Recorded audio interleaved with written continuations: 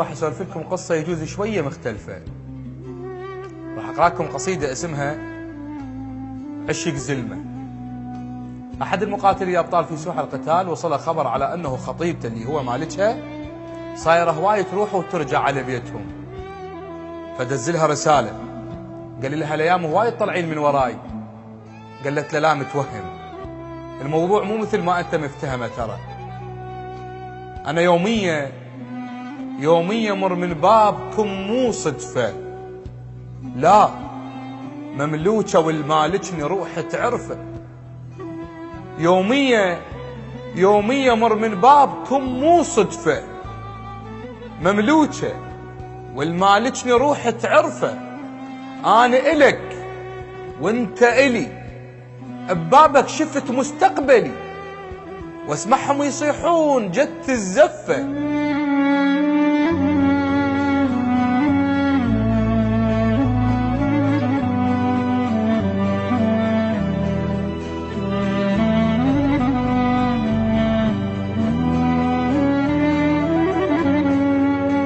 قالها صوت الرصاص على السواتر عالي، والدنيا تهدأ من تجين ببالي. قالها صوت الرصاص على السواتر عالي، والحرب تهدأ من تجين ببالي. وتتخورس حلوق الحرب وينسمع بالصوت القلب، هنيالك علي وألف هنيالي. دزت رسالة بمسج مو بالورقة، العشق عايش والتموت الطلقة.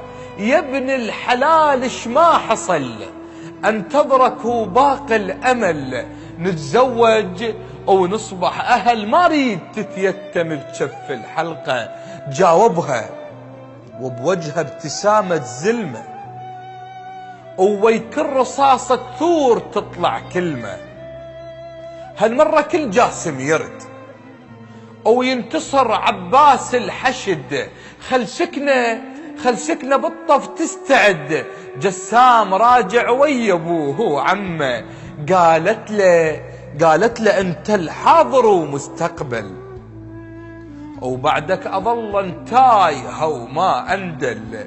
العرس والله يلوق لي يا بعد كل ناس وهلي، ما اريد اموت بغيبتك واتأرمل.